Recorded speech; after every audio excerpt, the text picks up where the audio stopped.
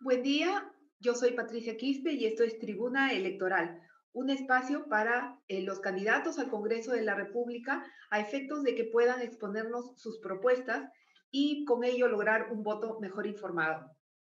Buen día, señor Sergio Tejada. Él es el candidato con el número 5 de Juntos por el Perú en Lima.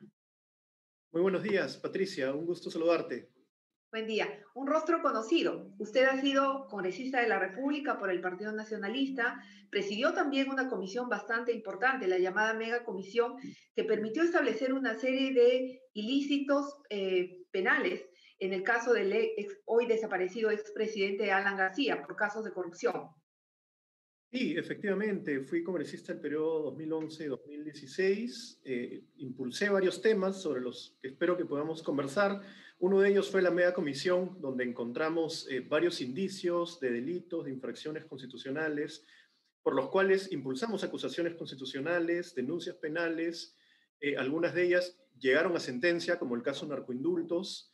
Otros siguen en investigación, como algunas vinculaciones con el caso Odebrecht, o el entorno de García Pérez, que es considerado por la Fiscalía un presunto caso de testaferros y de lavado de activos.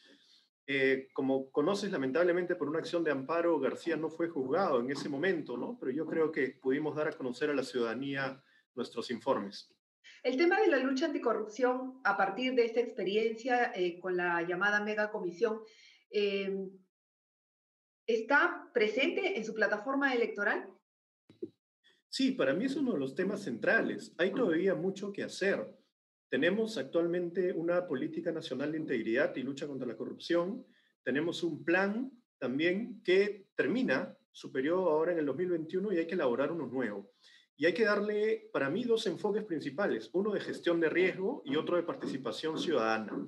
Gestión de riesgo supone que podamos sistematizar toda la información que existe en las diferentes entidades del Estado, identifiquemos dónde se están cometiendo la mayoría de delitos y cuáles son estos delitos, y de esa manera tener una acción más preventiva.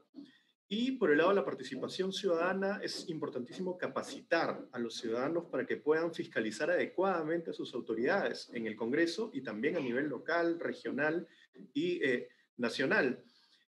Hay varias propuestas que estoy impulsando efectivamente al respecto. ¿Podría darnos alguna de ellas? Por ejemplo, ¿cómo hacemos para fortalecer esa lucha anticorrupción con instituciones que van aparentemente todas en un mismo sentido, pero cada una por un camino diferente? ¿Cómo hacemos para unificar esos esfuerzos y poder realmente concretizar una lucha anticorrupción efectiva? Bueno, hay algunas medidas que hay que dar en diferentes sectores. Por ejemplo, en el Congreso de la República yo creo que todavía hay una tarea pendiente. Ha habido una ley de reforma constitucional de eliminación de la inmunidad parlamentaria, pero que es bien parcial. Hay que complementarlo con procedimientos en las acusaciones constitucionales y en el desafuero. Hoy día tenemos un congresista sentenciado en segunda instancia y no sale del Congreso porque el Consejo Directivo tiene que evaluar qué hacer. Y el desafuero debería ser automático en esos casos. Para la acusación constitucional también hay procesos muy engorrosos que en la práctica terminan protegiendo a los congresistas. Entonces yo creo que hay que dar más reformas. Hay una resolución legislativa pendiente que tiene que modificar el reglamento para adecuarse a la nueva ley de eliminación de la inmunidad, porque el Congreso también ha sido un foco de corrupción y eso es grave. Y a nivel del Ejecutivo en su conjunto, hay algunos lineamientos que se han dado ya desde el Estado. Entonces queremos que se instalen las oficinas de integridad a nivel nacional, que funcionen los portales de transparencia estándar, no solamente en los ministerios o gobiernos regionales como ahora, sino en todos los gobiernos locales. Tenemos que modificar la ley de gestión de intereses para que sea mucho más transparente y se pueda sancionar en los casos en los que se haga de manera indebida. Debemos reformar también la ley de puerta giratoria. Tenemos muchos casos de funcionarios del sector privado que se van al sector público en el mismo rubro o viceversa. Entonces hay que ampliar el plazo a 5 años. Tenemos que ampliar también la información de las declaraciones juradas de interés. Pero sobre todo, como te decía, tenemos que dar un enfoque de gestión de riesgos para poner énfasis en la prevención y de participación ciudadana.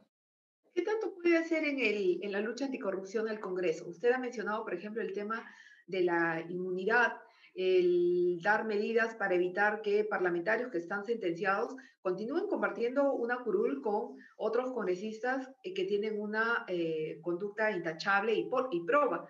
Sin embargo, una cosa es con cajón y otra es con guitarra. Llegan al Congreso y se olvidan de las propuestas que plantearon y ya no hay el levantamiento de inmunidad, patean los pedidos de la fiscal de la Nación para establecer las denuncias constitucionales. Lo hemos visto, por ejemplo, en el caso del señor Alarcón. Se ha ido alargando todo el proceso precisamente porque las bancadas se van aliando, ¿no? Se van aliando en esos intereses e impiden que otros sectores trabajen como deben hacerlo. Sí, totalmente de acuerdo. El gran problema del Congreso es que hay procedimientos de protección en base a los votos. Por eso yo planteo que si un congresista tiene sentencia en segunda instancia, ahí no hay ninguna posibilidad de votación. Tiene que ser desaforado inmediatamente. En el caso de la acusación constitucional, falta, por ejemplo, una tipificación de las infracciones y de las sanciones que le corresponden. A nosotros nos pasó en la media comisión que algunas de las personas se amparaban en ese vacío formal y decían, yo no puedo ser juzgado porque no hay una tipificación. Entonces habrá que hacerla. Y hay que hacer los procedimientos más sencillos. Mira, el reglamento señala que una acusación constitucional tiene que tramitarse en 15 días y puede ser prorrogable a 30, pero sabemos que eso no pasa casi en ningún caso. Entonces, tiene que ser bajo responsabilidad. ¿Qué quiere decir?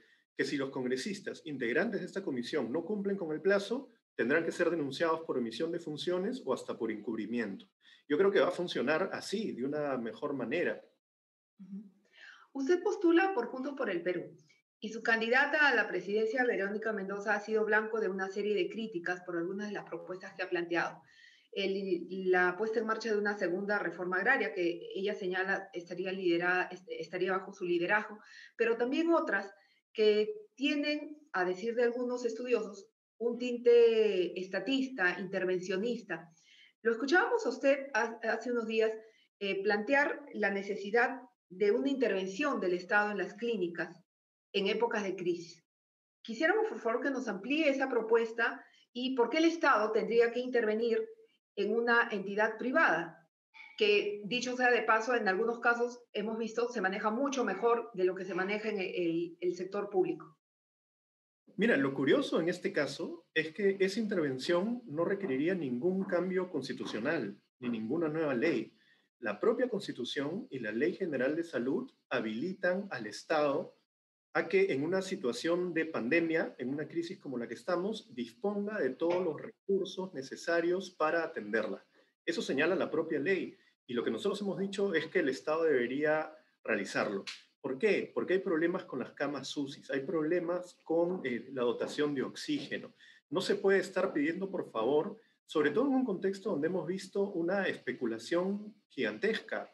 Hemos visto lamentablemente que así como hay empresarios muy buenos que han ofrecido el oxígeno, hay otros que han especulado y han subido los precios porque todo lo han visto ganancia. Y eso nos preocupa. Si el Estado tomara ese control amparado en la ley y en la propia Constitución, no tendríamos esa especulación en estos momentos. Se trata de una medida temporal y excepcional. Y en ese contexto yo le reitero la primera parte de mi interrogante. ¿Qué le responde usted a quienes señalan que la candidata de Juntos por el Perú está planteando políticas intervencionistas, estatistas, esta segunda reforma agraria que, por ejemplo, no dio resultados en la primera? ¿Por qué tendría que dar resultados en una segunda tentativa? Bueno, y ahí sí discrepo. Yo creo que la reforma agraria, más allá de todos sus errores y problemas, cambió el Perú. Teníamos un país con familias que eran propietarias de extensiones enormes de tierra, los gamonales, que tenían en sus tierras a esclavos prácticamente, ¿no? Los llamados pongos, personas sin derechos laborales que se vendían con las tierras. Ese no era un país moderno, ni siquiera se podría decir que era un país capitalista, ¿no? Y la reforma agraria permitió cambiar esa situación. Entonces yo creo que en términos históricos, como un proceso de modernización, fue importante. Ahora, la reforma agraria que presentamos ahora como propuesta es distinta, porque de lo que se trata es de superar la situación de postergación del agricultor y mejorar el agro. El agro no es solamente la costa, se está mirando mucho la agroexportación, pero no se está mirando la realidad de la pequeña agricultura, la agricultura familiar, la que nos da alimento, y esa es la más abandonada. Y entonces esta segunda reforma agraria tendría que ver con dar tecnología, modernizar, dar servicios sociales en una política multisectorial. Es un enfoque distinto, creo que esto no se ha estado entendiendo. Pero además lo me un poco con parte de tu pregunta. Nos estamos encasillando, ¿es el actual Estado neoliberal o es un Estado comunista? Y no es así. Existen varios modelos de Estados. Hay estados de bienestar en Europa,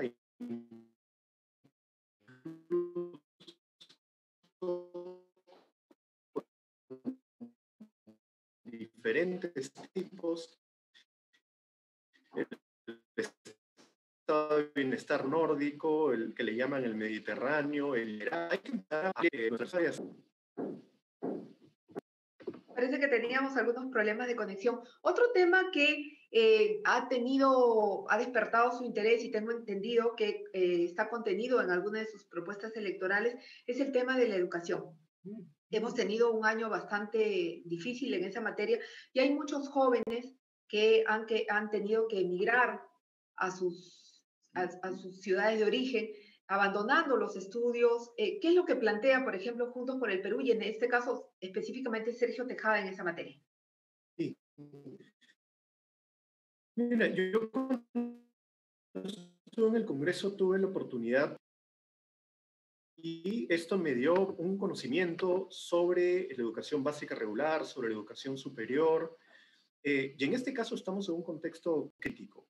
Solamente en la educación superior hay un 18% de deserción, que nosotros preferimos no llamarle así, sino jóvenes que se han visto obligados a dejar sus estudios por las condiciones sociales y económicas. Entonces, planteamos un gran programa nacional de reincorporación que pasa por apoyo económico, acompañamiento psicológico también, porque esta situación nos ha afectado a todos, y una ampliación de la oferta pública. En la universidad pública desde hace mucho tiempo no se amplían las vacantes y es algo que tenemos que hacer, sobre todo ahora que con el rol de SUNEDU hay algunas universidades que no han alcanzado el licenciamiento. Para nosotros el tema educativo va a ser fundamental. Queremos ampliar también el presupuesto público porque hay que cerrar brechas de infraestructura, hay que incorporar a nuevos docentes. Hay muchos docentes que están trabajando contratados que deberían pasar en determinadas condiciones a la carrera y sobre todo dar mucho apoyo tecnológico a los jóvenes porque seguramente a lo largo de este año vamos a seguir necesitando de la educación virtual. Juntos por el Perú apoyará el fortalecimiento de la SUNEDU, que es una institución que ha sido el blanco de algunos sectores del Congreso en un afán de boicotear el trabajo que han estado llevando a cabo. Sí, por supuesto. Yo fui uno de los impulsores de la ley universitaria y la verdad estoy contento con los resultados que ha habido y creo que más bien tiene que profundizarse la reforma, tiene que darse más autonomía a SUNEDU, es verdad. El superintendente todavía depende del Ministerio de Educación porque es nombrado por el ministro. Habría que darle un poco más de autonomía, pero vamos a pasar a otra etapa de condiciones de calidad más altas. Y creo que hay que dar mucho soporte, sobre todo a la universidad pública. En este periodo hubo algunas pocas universidades que no lograron el licenciamiento, sobre todo por conflictos internos. Y el Estado tiene que hacer mucho más por estas universidades. Bueno, Tribuna Electoral recibió hoy los aportes de Sergio Tejada, candidato con el número 5 de Juntos por el Perú por Lima. No sé si quiere agregar algo más respecto de sus propuestas o a sus electores. Lo invitamos. Sí, sí, muchas gracias. Además de las políticas en favor de la educación, que yo creo que tiene que defenderse lo avanzado y profundizarse mucho más, y las propuestas de lucha contra la corrupción, hay que dar un acompañamiento a las poblaciones vulnerables, hay que dar un acompañamiento a las iniciativas solidarias, como las ollas comunes, por ejemplo. Hoy día necesitamos muchísima solidaridad. y mucho acompañamiento de las autoridades. Yo creo que desde el Congreso, en el marco de la labor de representación, es una función que tenemos que realizar. Muchas gracias. Señor Tejada, le agradecemos muchísimo por habernos expuesto sus propuestas.